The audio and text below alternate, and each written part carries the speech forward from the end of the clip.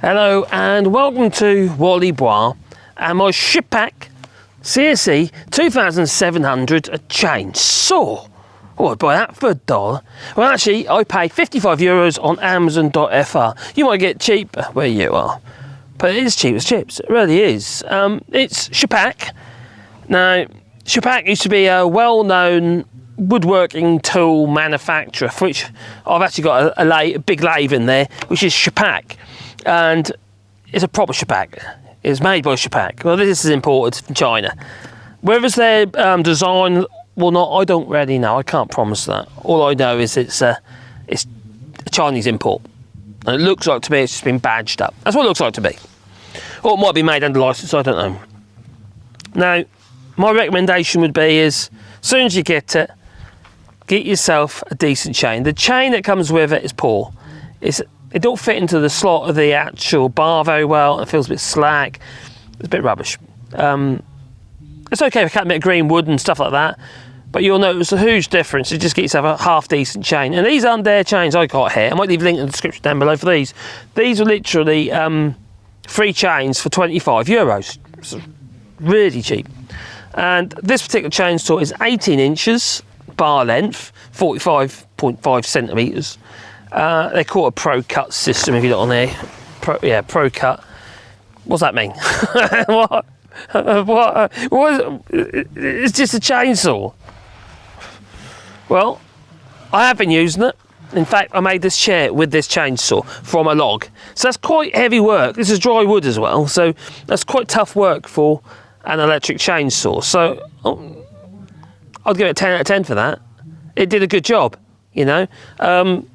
The original chain was pretty rubbish, but when I swapped the chain over, it was like chalk and cheese. It made a huge difference.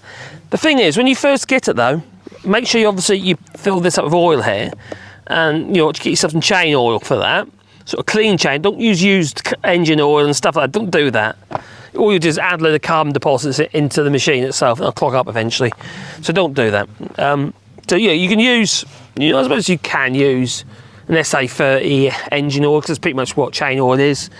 But don't do multi-grade or anything. I suppose it'll be okay, I suppose. But nah, just don't. Just get yourself some chain oil.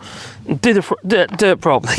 For the amount it uses, hardly anything, and that lubricates the chain. Now, what I found with this one is it took quite a long while for the oil to come from here to the little capillary, which is behind the blade. You know, the bar behind this mechanism here.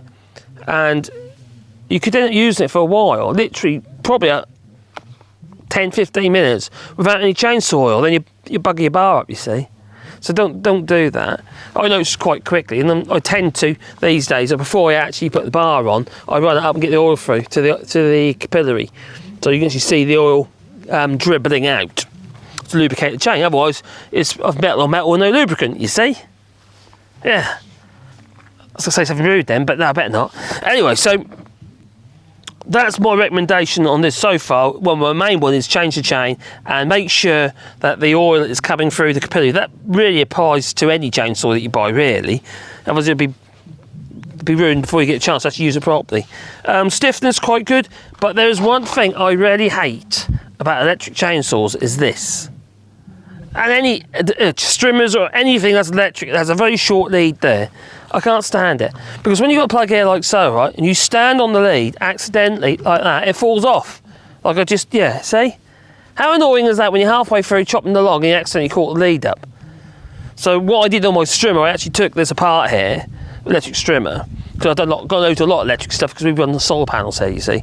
So it just makes a lot of sense for us.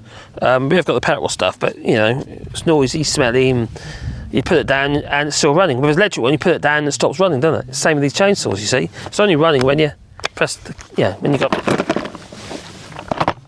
plugged in. That should be an outtake, but it's not good. I'm going to keep it in. Bugger it. So, so once you've got it plugged in and you put it down, you let go, it stops running. You put lock on as well if you like. Whereas the petrol one's going to be ticking over, and there's a possibility the chain might be ticking over with it. So it makes it potentially dangerous. Even just put it down for a bit just to move something. So in some ways, this is, for me, working outside here, this makes a lot more sense, or even in the workshop. Plus there's no fumes, is there? No fumes.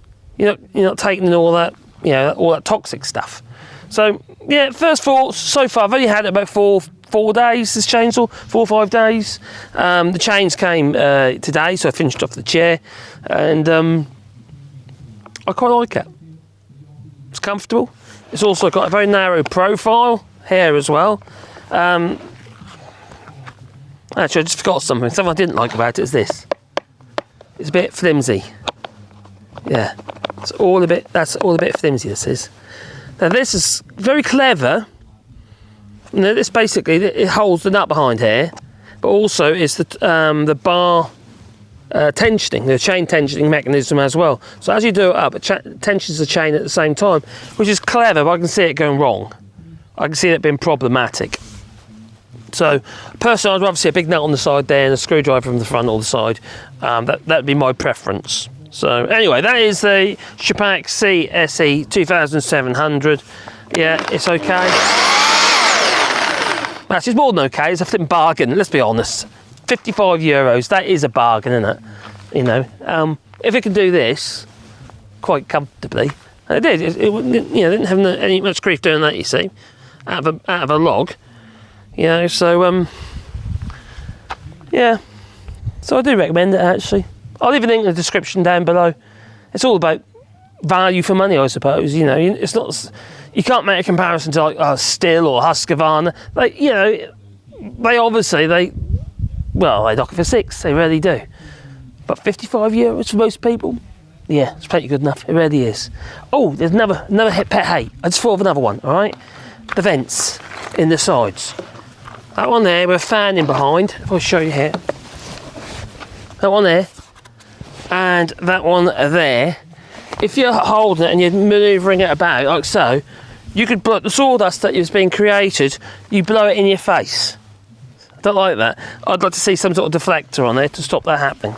That's just, I know, it's a bit petty, I know, and you wear goggles and that anyway, but yeah.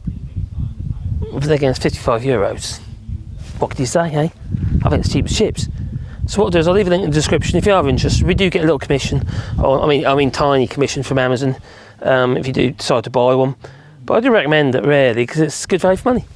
Simple as that, really. It's a bargain. 55 quid for that. 2,700 watt, and for most people, you just want to cut a few logs up and stuff like that. That's plenty good enough. It really is. Well, there you go. Ta-ta. And have a lovely day. People don't like that, will you? Ta-ta.